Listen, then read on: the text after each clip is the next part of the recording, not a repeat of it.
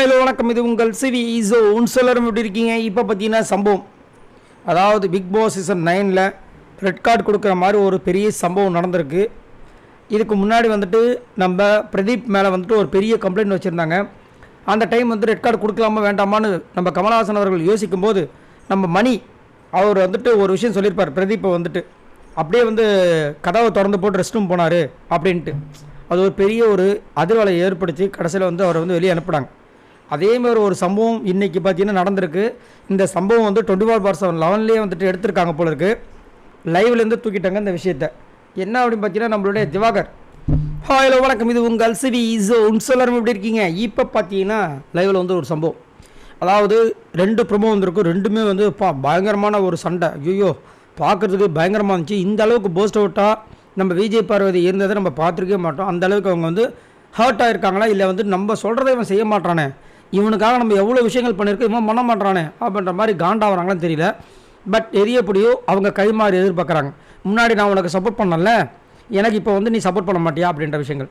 சரி, இப்போ என்ன நடக்குதுன்னா அந்த 2 ப்ரோமோவுக்கும் முக்கிய மூல காரணமே வந்துட்டு இந்த விஷயந்தான். என்னென்னா ஃபஸ்ட்டு இந்த டாஸ்க் ஆரம்பிக்கிறதுக்கு முன்னாடியே பார்த்தீங்கன்னா விஜய் பார்வதி அண்டு வியானா அண்ட் திவாகர் இவங்க 3 பேர் வந்து அதிகப்படியாக வந்து குத்துனாங்க.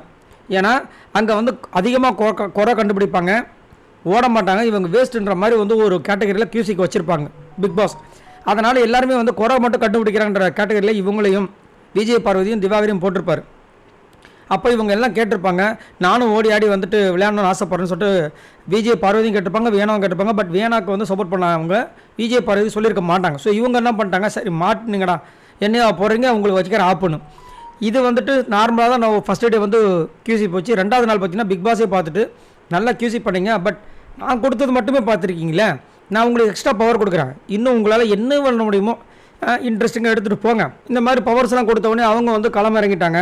உள்ளே போயிட்டு நம்ம எஃப்ஜே வந்துட்டு ஃபுல்லாக ட்ரிகர் பண்ணிகிட்டே இருந்தாங்க, வச்சு செஞ்சுக்கிட்டே இருந்தாங்க, கலாய்ச்சிட்டே இருந்தாங்க. ஏன்னா அவரும் வந்து நிறைய இடங்கள் அந்த மாதிரி பண்ணியிருக்காப்புல, அதுக்கு வந்து பழி வாங்கணும் அப்படின்ற ஒரு இதுலேயே வந்து பண்ணிகிட்டு இருந்தாங்க. பட் திவாகர் வந்து அதுக்கு மாறாக வேறு மாதிரி ஒரு சம்பவம் பண்ணிகிட்டு இருக்காப்புல.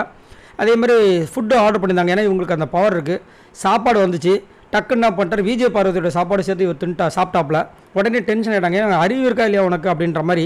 அதுக்கு முன்னாடி பார்த்தீங்கன்னா விஜய் பார்வதி தான் சொல்கிறாங்க, ரம்யாவுக்கு நம்ம அப்ரூவ் பண்ணிடலாம் எல்லாத்தையும், எஃப்ஜேக்கு நான் அப்ரூவ் பண்ண மாட்டேன், ஏன்னா அவங்க என்கிட்ட வந்து ரொம்ப வந்து இதுவாக பேசிட்டான், அதனால் அவனை வந்து டிஸ்ரெஸ்பெக்டாக பேசிட்டான், அதனால் அப்ரூவ் பண்ண முடியாதுன்னா திவாகர் ஒத்துக்க மாட்டுறாரு.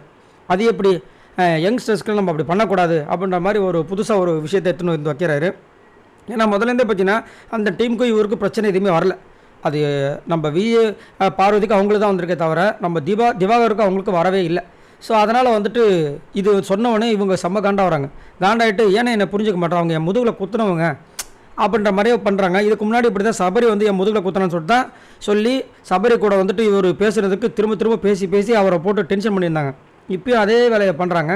அதுக்கப்புறம் வந்துட்டு சரி நான் எஃப்ஜேக்கு வந்து அப்ரூவ் பண்ண மாட்டேன், ரம்யாவுக்கு அப்ரூவ் பண்ண போகிறேன், நீ என்ன பண்ண போகிற அப்படின்னு கேட்டால் என்னால் இதை அக்செப்ட் பண்ண முடியாது அப்படின்ற மாதிரி சொல்லிடுறாரு. அப்போ நான் வந்து சுபிஷா எல்லாமே நான் அப்ரூவ் பண்ண போகிறேன் அப்படின்ற மாதிரி சொல்கிறாரு. அதுக்கப்புறம் பயங்கரமாக குழப்பமாக போகுது. அப்புறமா திரும்ப வந்துட்டு அவங்க வந்து நான் ரம்யாவுக்கு எல்லாமே அப்ரூவ் பண்ணலாம் இருக்கேன், நீ என்ன சொல்கிற அப்படின்போது சார் வெயிட் பண்ணு நான் சொல்கிறேன் அப்படின்ட்டு போயிடுறாப்புல. ஸோ இவங்க 2 பேருக்கு இந்த அண்டர்ஸ்டாண்டிங் ஃபுல்லாக உடஞ்சி போச்சு. ஏன் உடஞ்சி போச்சுன்னா கொஞ்ச நேரத்துக்கு முன்னாடி பார்க்குற எல்லோரும் சுற்றி போட்டு டீஸ்பூனில் வந்துட்டு அவருக்கு பிடிச்ச சாப்பாடை எடுத்து ஊட்டிக்கிட்டே இருக்காங்க.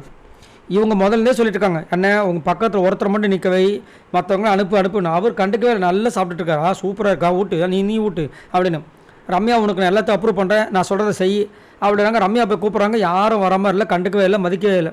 அதிலே இன்னும் காண்டாயிட்டாங்க. அது அப்படியே வந்து டபால் டிபிள்னு இந்த ப்ரோமோ 1 ப்ரோமோ 2 வந்து ப்ரோமோ 3 சண்டையெல்லாம் பார்த்துருப்பீங்க. இதுதான் அதனுடைய காரணம்.